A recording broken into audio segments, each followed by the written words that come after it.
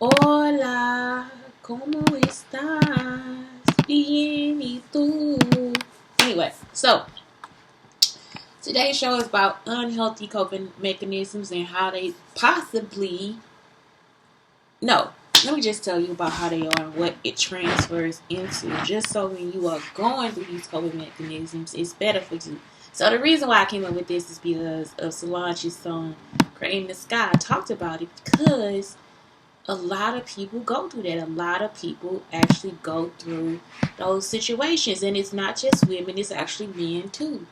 And it's almost like when we find out, it's like we always like have moved to a new space. So even when those unhealthy coping mechanisms happen, we also look for new adventures and new ways to be in our own life. So that's the whole thing. It's like that's what I'm talking about today. So yeah, it's like we always transfer that into something else. Like we always take it and move it into being new people. So what happens is it changes. Like so with the change, it's like we'll just like find a new job. You see, so it's like yeah, we going through these coping mechanisms, but it's telling us that we are in danger. Not that it's something where you should feel like, oh my God, it's the end of the world. And I think I need to change that too, because I think that's the part of mental health. The part of mental health is that we think the negative is the worst part, but the negative is actually the warning. That's why we feel like we're not living in a correct type of world. So the negative part is the warning that's telling us that that's not what's supposed to happen. And I think this was like in one of my Black Martyr shows. It was like one of the people created, like where you can do like 4 things in a day, like one thing for the environment, one thing for you, meditation and yoga, and something else you can do for so you can study, and then you also clean. So that's how our day is broken up into work and study, earth and meditation. And so that is what this is. It's like when we in these situations, it's not that we don't want to work, it's not that you don't want to do the job. What's happening is your body is saying, wait a minute, this is not the best situation for me, because I don't feel good about this situation. Like I don't feel good about anything that's going on, and it's not healthy for me. And so your body is not only your body but your mind and spirit are trying to find ways to cope or get out of the situation. So getting out of the situation, these mechanisms are actually a cue for you now to start looking for a different job, for you to start meeting new people, for you to start trying to change your environment or what you eat, for you to maybe start taking walks, for you to just pay attention to what is actually going on and where the negativity is coming from, so that then that negativity can cease to exist, because that negativity can drive you closer to death than being healthy would. So that's why you have coping skills and you have coping mechanisms. So don't ever just like, if somebody's like, well, I had these issues, don't actually judge them, because that's a time where they had to cope. It's actually time for you to start listening really hard, because they are telling you, I had this issue because this is what happened to me. I had this issue because now I need this in my life instead of this. And so, yeah, so it's like we look at it and it's like, oh my God, this is like the filthiest things humans can do. And really, yeah, they just coping mechanisms. If a person goes through it in a certain part of their life, it's okay. Because usually it just ignites, or it says that this needs to change. So, first one, leave without warning. That is one of the healthiest things somebody could do. And I'm telling you why. It's because they don't owe you an explanation. And I know people put that out as a meme, but they don't actually tell you what's behind it. They don't owe you that explanation. If you are there and you are causing drama and pain and terrorism and the worst thoughts of everything, they don't want to be there. And it's not that it's their fault. It could be the person that's sitting across from them. They cause people pain. So if I leave you without warning, that's telling me that, wait a minute, either I'm causing pain or you causing pain. But either way, there is pain involved. So that is the coping mechanism. And for me, I don't think it's unhealthy. I think it's one of the healthiest ones, because you can leave without having to tell people what it is or why you were leaving, because some people just don't need an explanation. If you know you are hurting somebody or somebody is hurting you, Why would you give them that explanation? Just get the fuck on. If you are causing pain, leave. If somebody is inflicting pain to you, leave if you have the power to do so. And that is actually what happened. So it's an unhealthy coping skill, but it's actually probably one of the healthiest ones. Fighting and negative comebacks. Now those are things that I think, yes, they are petty. And I think fight should be something that's planned. I'm saying like boxing. I think it should be planned. I think for people who enjoy it, let them do it. I think that we have gotten to the point where we don't have sport anymore. And I think sport is important. I really do. And the reason why sport is important is because we need to release the energy that we have for having those issues. So it's like the sport part is like one of the most important things that we could do. So I think it needs to be planned, and it's not something that you need to just go in and do. But the other thing is, it's like it happens. Because people get you to the point where you would like to abuse them. And again, that's like a situation where you just probably need to leave. Negative comebacks, and the people call that being petty. I do too, because I think that sometimes the negative comebacks are so ignorant, and they are so placed in ignorance that it's no use for them. It's just no use for anybody to do that. And so that's why I hated social media for a minute, because it'd be like, this is so petty. Like when men you need to douche, and it's like you have to do this, and women need to do this, and men need to do this, and they need to do that. This is like you don't have any basis or any research on what you were saying. Like what you have done is created something for your world, and now you expect the world to believe it. And if we don't believe it based on how you don't have the full amount of information, then people get defensive and all this stuff. And I'm moving into that one too. And that's something else. It's like that is it's situationally petty. And the other thing is it'll keep your vibration low, because what you want to do is like you want to start to, like I already said, evaluate and apply.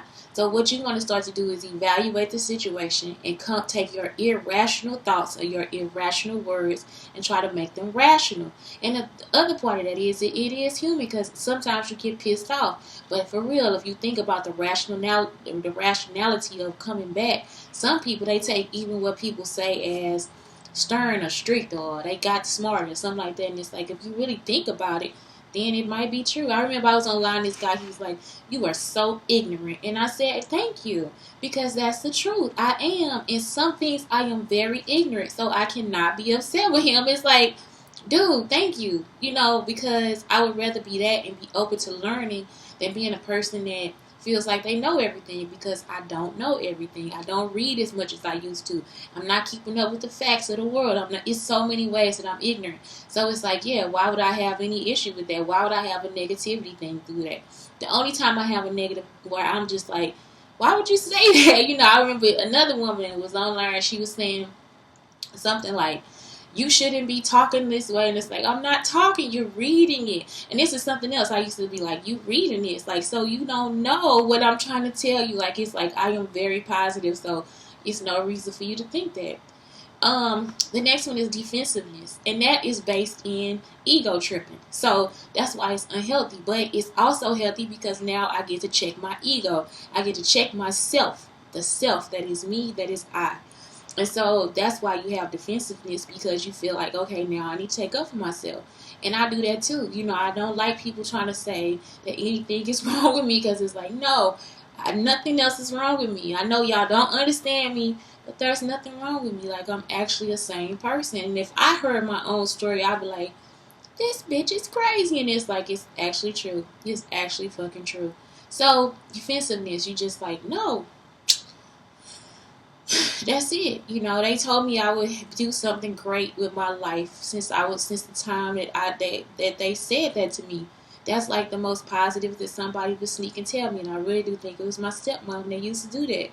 And she would be like, you are gonna be famous someday. And then it was always there, but then I would never be famous. It's like they would just take part of me and they would make that part famous, but they would never actually use me. And so that was like, whoa, that's like a fucking wake-up call. Like, what the fuck is wrong with you? What has happened to you? So anyway, yeah, it's like being defensive is an ego thing. And once you start to notice you are defensive, then you have to check your ego. So even when somebody is telling me, well, this is what you are, this is what we think you are, it's like, no, I'm not. That's not who I am. I'm not that person. And so that's it. Like, all I can do is say I'm not that person. I don't know what you're talking about. I have anxiety and PTSD. I have to move on with my life. But you are not going to continuously try to hold me back because of your stereotype of what you think I am. Because I've never been diagnosed with any type of schizophrenia. Ever. Ever. Okay. Flight mentality. Fight mentality. So that's the fight or flight, and that's like the window, like when you throw yourself out the window. So it's fight or flight, and those are responses to being put in situations where it's traumatic or whatever, or something where you have to defend yourself. And again, I'm not above saying that that's a healthy coping mechanism, because it's either fight or flight. Either I'm gonna cuss you out, or I'm gonna leave. And again, it's like it's still the same thing. It's like really it's kind of healthy, because once you get out that you defended yourself, that's like the proudest moment of your life. Those times should be some of the most proudest moments of our life, because so many times that we don't get to stand up for what we believe in. And that's it. So the fight or flight mechanism, yes. Throwing yourself out the window, totally fucking do it, and then do an ABC and figure out, why was that different for me? Was that something that was positive? Was that something is that an action that I need to keep? Because what happens is like some people, like as women, they'll try to be like, no, you don't need to do that. It's like, yeah, you do. You really need to do it. Fight or flight. Because that is how we deal with, what is it, fear. That's actually what we deal with fear, with anxiety. And if you don't get it out, people don't not realize that that's actually what causes the anxiety attack, is when people tell us that we can't tell people stuff, or we need to be quiet, or we don't need to express ourselves. And that's probably why we have a high number of people with anxiety, because people try to make you lock all that shit away. And it's like, no, because I'm a fucking human, and other humans may feel like I feel, and maybe now it's 1 trillion humans, and now we can try to fix what the fucking problem is. Because sometimes the person that's silencing you is one fucking person. One person in an entire race of people feel that way. And so all you gotta do is knock down this one person, and now we don't have a problem anymore. Now that condition of anxiety is not caused. Now we are open for healing. And once we do that, now we get to teach our children and other people the same thing. So it's like, yeah, the fight or flight, I'm so like that really could be a coping mechanism. Sleeping away the problem. It's like drinking. If you have anxiety or PTSD, sleep is important, because it will actually make you tired. It will actually tire your fucking brain, because you can't figure out how to get the pain out. And whether people know it or not, it takes a lot of brain power, and it actually makes you tired. It's not that we sleep away the problem, it's actually we sleep to a solution. So, like, if I go to sleep, then I can wake up and find out how to solve and make myself feel better. Sometimes I go to sleep, and then that's like, okay, that's why that's connected to her. But, so it's like the same thing. So you just basically, you are actually sleeping yourself to a solution. Not sleeping away the problem, you are actually sleeping yourself to a solution. Passive aggressive behavioral ultimatums. I don't like these either, because this is also a form of manipulation. So that's actually a manipulation too, because some people will use ultimatums. Like, I think those are two different things. But ultimatums are like, that's manipulation. I hate that when somebody is like, no, it should be this and this and all this different stuff. So yeah, it's like those two, they got it listed as the same thing, but they are two different things, because that's going to come from two different types of people. Because I may be seen as passive aggressive, but I don't make ultimatums. So that's the whole thing. So it's like passive aggressive, I'm telling you one thing, but I really want something else. And that's how most women are. But then men are sitting in a situation where they make ultimatums, and both are incorrect. Like, it's like, just be upfront about what you want. and how you want it. It's like all you gotta do is say the sentence. And so many people get used to the passive aggressive that when people are upfront about what they need and what they want, people try to pass it over because it's not a game that they playing. So that's when people say, you got to play the game. And it's like, really, we need to change that concept because there's no game to be played. All we have to do is basically, and that doesn't make anything interesting either. I don't think that both of these behaviors make anything interesting. So I don't believe in passive aggressiveness. I don't care if people like it or not. Like, I'm not about to change that part of myself, and I wouldn't want somebody else to do that either.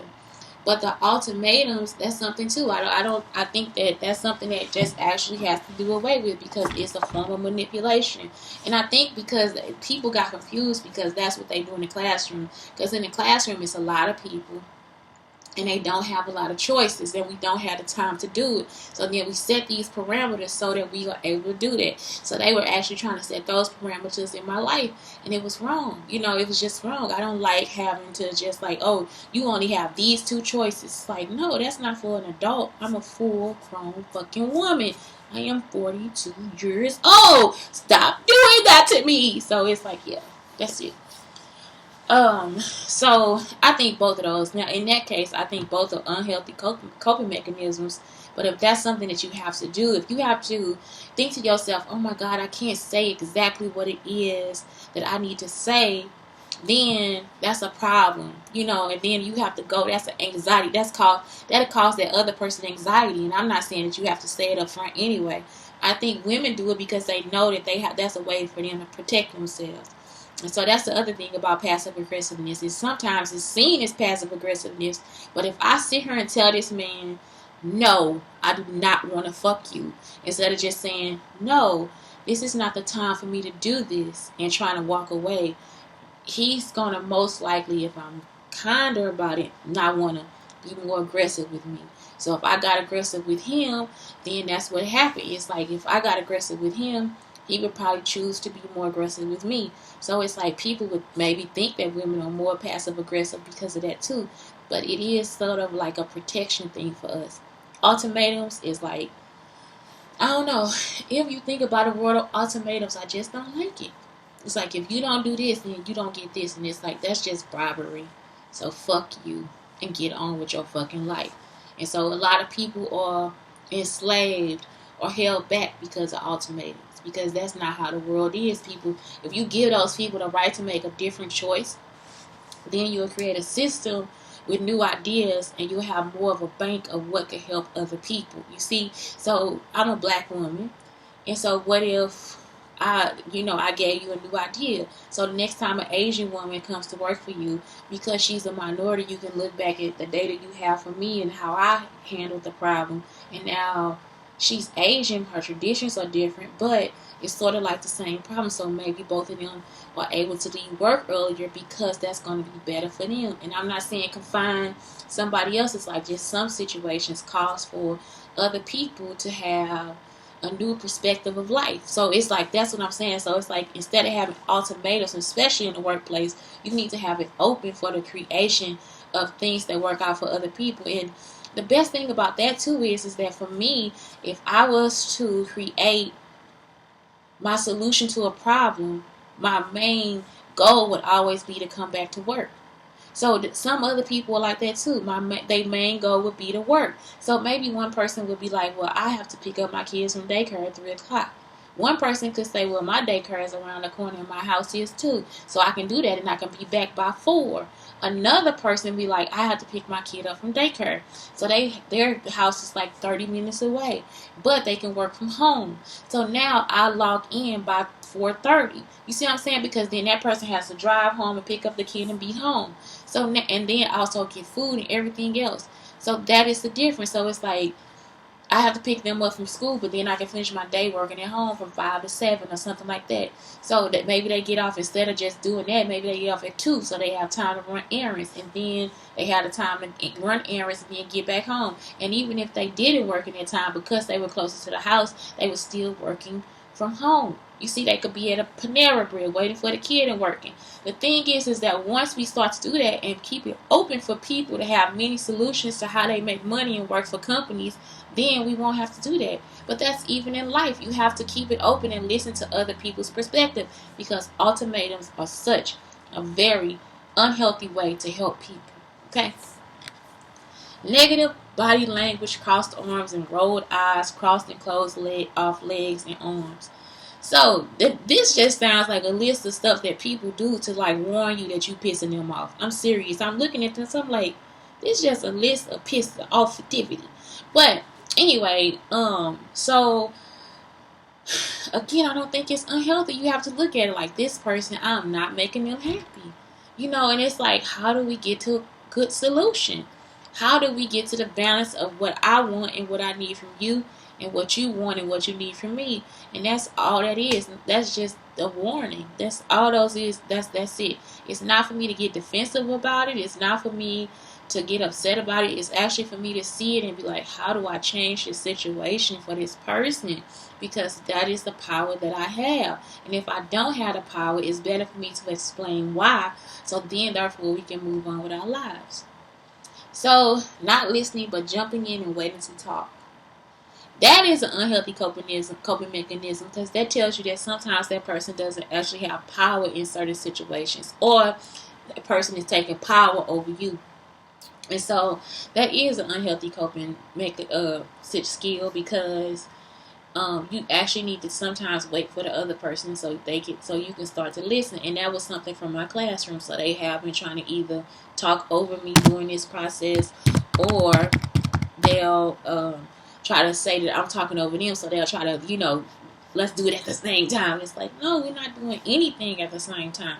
We are going to keep this to we're going to do this right. Like, I don't know what your problem. So it's like, that's something I don't even want to talk to them about. It's like, you think you know something, and that's not what's going on. Like, stop fucking with me. So, yeah. Avoiding eye contact. Now that I know my story, it's like, I actually had to realize that I never saw my stepmom's face. And I know that I've been in NASA and all this different stuff. But anyway, I never used to really see my stepmother's face, and I don't really think I even have real pictures of my stepmother. I think the pictures were actually taken out of the book. Like, it's like, I had a scrapbook, and I was thinking, I was like, all I remember is her legs, and I think it was probably taught to me like I just never seen her. But the sweetest story about my stepmom was that she held me when we used to go to Louisiana. She would hold me, and she would tell me that she'll never be able to have children of her own. And it was like, she'll never be able to have children of her own, And at the time, I didn't do it, so she would say, you are my baby. And it's like, that's it. Like, she was just the perfect person for me. She was absolutely perfect. So, again, now I think about it, she could have been like my bodyguard or something, because I never saw her fucking face. So, and they just kept all other pictures out of her. And she used to tell me too, she said, you have cheekbones. She is the reason why I'm so proud of being black. Like, she would tell me that. She would be like, you have cheekbones. And when I saw Whoopi Goldberg, that was it. I was like, I am in love with this woman. It's like but my stepmother, she used to have them too. And so what happened too was, I guess it was like a different woman. When my grandmother and my aunt Phyllis moved to a new house, they were in Belleville, and they moved to a new house, and it was like, I really didn't recognize her. It was like a different person. So I never really knew the whole time what her face looked like. I just remember that she was light skinned and her legs were light. And they kept looking at me. They always look at me like, does she know that we different? Does she know that we changed or anything like that? And so that's the whole thing. It's like, it's so weird how everybody just fucking changes. And it's like, I don't know. I just never really saw her. And it's like the first time I saw her, it was in the sunlight. She was in the sunlight, and it was like a bunch of trees. And I think we were going to church. And I thought she had on stockings. And I said, your legs are so pretty. And I touched her leg. And she said, don't ever touch my leg again. Or something like that. But I was like, it looks like it's wax on there. She did not say that. It was my cousin. It was somebody standing next to her that said that. And she said, it's okay. But she had like, it was like her legs actually looked like it was wax. I was like, oh my god, like it was like they had put it on her, but it wasn't stockings. I guess it was her grease. But it was like, I just thought she was so beautiful. But now it's like avoiding eye contact. It's like I just never really saw what she looked like ever. I never saw what she looked like. Like seriously, y'all, I don't remember. And the one thing, and like I said, the one day I saw her, that's the last picture I have of her. She had really pretty cheeks, and she had light skin, and her legs were light too. Like they were light. Like I said, they were just beautiful. But she was the one to tell me all the time how beautiful I was. She said, your legs are so pretty. She said, you got the prettiest legs. And she said, you are my baby. And so when we used to go to Louisiana, that's what she would do. She said, you my baby. And she would treat me like a baby. But then we got back to Texas. I was just alone a lot. So, I don't know. That was it. So, I don't know. It was just different for me, y'all. I don't know. But, like I said, she just never was there a lot. She just would wait until we were by ourselves. Like, she would come in and sing songs to me when I was in the bathtub and stuff like that. And she would just wait for us to be alone, for me to, like, for her to have a personality with me. And when it was just us, it was just me and her. It wasn't anybody else. Like, it was always, like, I don't remember me, her, and my dad being together. It was, like, always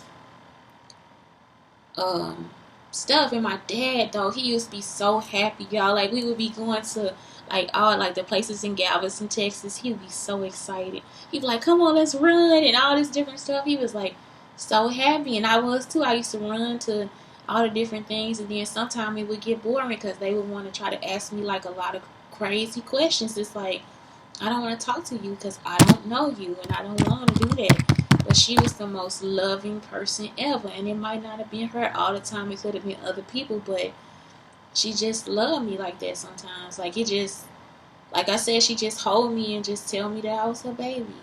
I don't know, like, it was like some of the best cuddling time I ever had in my life. I miss cuddling. You know, she would teach me how to do different animals and stuff on the wall and all those different things. So, I don't know.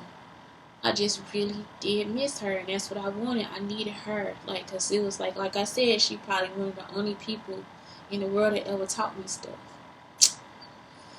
So, let me move on. So, I don't know sometimes what people look like because I can't see them. I just don't, I'm not able to see, like, sometimes out of my peripheral, or it'll be, like, shaded for me. Overeating is unhealthy, but it's unhealthy. Don't do it. 80% full. I'm so with that, because if you get too full, your stomach can get tight. You can get tired. Sometimes you will overeat, though, because you are a human being. Sometimes you know that when you have to pack on something, so that's it. Under eating, yes, that would cause you to be hangry, so don't be hangry either. Like, don't be that type of person. Don't under eat. Make sure you eat and involve yourself in everything. Lack of sleep. Make sure you get a significant amount of sleep. I know creators are like, people don't know this, but creators are infamous for not getting sleep, but then they will get sleep. You see what I'm saying? So it's nice to know that DJ Khaled does that, but remember, it's 4 parts of this, and it was also created by Black Martyr, and it's like, again, sleep is part of that. So 4 parts of your day is like part of that is sleep, and you don't have to sleep in increments of 8 hours. You can actually get sleep and wake up, and get sleep and wake up again, and that's actually starting to be true because people are noticing that since they are at home during the COVID-19. If COVID-19 is real, but still, since people are at home, it's like they start to notice, like, okay, I can wake up and go back to sleep, or I can be in 8 hours. And I think the older you get, the more that changes. But if you're a person of naps, then take naps. I remember when I was little, they used to teach us to take a nap. Like, so people would actually think we were Hispanic because we would we would go to sleep in the middle of the day. Like, my aunt would be like, it's time for you to take a nap. That was just like a part of the house. It's time for you to take a nap. Go take a nap. So at 12 o'clock, we go take a nap. We actually used to have a siesta in my family that was in East St. Louis. We used to actually have a true siesta. I would actually take a nap. You see? And Y'all, let me tell y'all the craziest part of this. It's like I think they used to move the house for whatever reason. Because when I was little, sometimes, like, I didn't get to go outside, but also, like, one day I just felt like the world was moving. Like, while I was in the world, like, they were just, like, moving me somewhere else. And that was it. It's like, what the fuck is going on? Like, what am I in? So it's just like, yeah, sometimes it used to feel like the world would be moving. But I wasn't involved in it, I know, it's crazy. I know. Okay, next one. Letting go of reality. I'm not letting go of reality. This is my reality. I'm not lying. It's the truth. But letting go of reality, that's something else. You might not. I don't think it's true. I think that we are actually probably in those situations for real. After living in my life, I realized that sometimes it's not us letting go of reality. It's sometimes people trying to take control of things that they shouldn't be trying to control. And so again, it's like I don't think that that's what's happening. I think that people are actually just taking over things that they shouldn't be taking over. And so I don't know. Some of these I'm just like, now that this is my reality, now that I know what's going on, I don't know. I don't agree with most of these things, and it's probably just so they can have another form of control over people and what they do. And so um, that's it. And I think that when people first realized what's going on, because when I first really started to realize that that's what they were doing, I was going crazy because I never want to accuse people of or give out false information or anything. Like, I want everything to be kind of factual, and that's it. And if people don't know the code, then it's like they would actually think that I'm lying. And it's like, no, I'm not lying, because that's not the code. That's how I know what's really going on. It's like, it's not true. What you're saying is not going to help me. So yeah, that's the code. Lack of proper hygiene. That is like a huge red flag, because it's like they have not taken care of their basic needs. Something is not being taken care of in their basic needs, which is that. And when you're trying to get to the hierarchy, so they need to be like kind of in the middle. So it's like they need money and they need food, and so if you don't have the proper hygiene, they probably lacking money somewhere in there. They lacking time, and they lacking sleep. And so people don't look at you not having proper hygiene as something else. They're just like, oh my God, this person is funky. And it could also be a warning mechanism. I remember when I was going through my nervous breakdown and I thought about being raped, I was like, I don't want another man to want me, so I didn't want to wash up anymore. I wanted doodle stains in my drawers, and I wanted a funky coochie. And I'm not joking. I know I'm being very blunt. A funky vagina. It was like, and that was it. It was like, or then when I thought about it, like when I came down after having an anxiety attack, I was like, that is an actual mechanism for kids and women. Like, we actually use the hygiene as a part to tell somebody to not abuse me. Because if I stink, you will probably be less likely to touch me. And it's not always true. If I stink, that means they probably more likely to touch you, because then they think that no, like it's easier because nobody really cares for you anyway. And they could also use that against you to fuck with your mentality. So it was like, man, I guess being clean is better, because then that way nobody is trying to abuse me. And so that is actually found it after I saw how my grandmother was, and I was like, okay, because she thought that everything was negative. She thought that everybody was out to get her, and nobody is. And my father too, and he also thought the same thing. It was like everybody out to get him, all this different stuff. And really, my father wasn't like that before. He was just really open, and so that's why I was like, all this shit is really changing. So that's it. It was like, the lack of proper hygiene, at first it was something that's a warning, but really a lot of people would take that as a chance to attack you, a chance to attack and abuse you. And so, that's when it's like, okay, let's pay attention, because now we got to get this person back to somewhere, and we have to figure out who is attacking them, who is abusing them. So the lack of hygiene is actually a recourse of abuse, is a recourse of trauma. So that's what it is, lack of communication. That's from not trusting people. And so people can say that's unhealthy, but for women and children, it's not. For black men too, we don't want to talk to you because you're not listening to what I'm telling you. I am telling you the truth, and you are causing more issues for me to have to cope with what's going on with you. So that's the other thing too. Like, you need to start really communicating. I mean, I'm not saying, I'm just saying the person in front of me that's telling me that I'm wrong, that I'm confusing people, that everything I'm doing isn't right. That's what it is. It's like, you have to start realizing that I'm not communicating with you for that reason. I'm not communicating with you because you will not be able to help me solve my problem. I cannot trust you that way. So, I don't know. It's not, these don't seem unhealthy to me. They actually seem like healthy forms of communication to keep yourself safe. So, I don't know. Sometimes, yeah, like, it's like the titles and everything are different, but I'm gonna still put it on. I'm gonna still put it in the video, but I mean, I'm gonna still put the link below. But seriously, yeah, some of these are actually healthy. The only one I would say was really unhealthy is ultimatums. Everything else is usually so a person finds a way to keep themselves safe. You know, the overeating and undereating too, lack of sleep. I would say out of those four, they unhealthy, but everything else is probably masked as being unhealthy, but it's actually probably some of the healthiest things you can do for yourself. Because that's what people are forgetting. These have to be healthy for yourself. These are made for you to stay safe, and all these things are actually very human. They are very human reactions. So you can't change that about yourself. And if you see the list, don't think that you have to. You are perfect just the way you are. But use these as warning signs to start finding a new job, to start hanging around new people, to start looking at how safe your environment is or how unsafe your environment is.